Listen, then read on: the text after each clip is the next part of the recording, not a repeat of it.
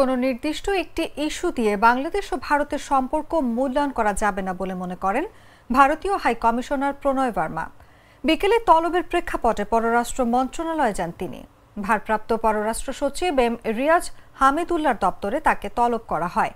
পরে সাংবাদিকদের প্রশ্নের জবাবে হাই কমিশনার এ কথা বলেন। প্রণয় বর্মা বলেন, আমরা আমাদের আলোচনা চলমান রাখব।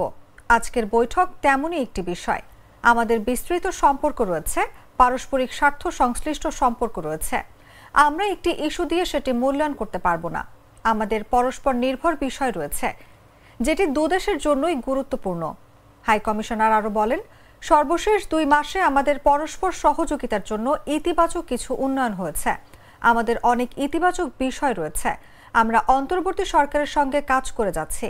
আমরা সামনে অর্থনীতি সহ বিভিন্ন ক্ষেত্রে একসঙ্গে কাজ করে যাব।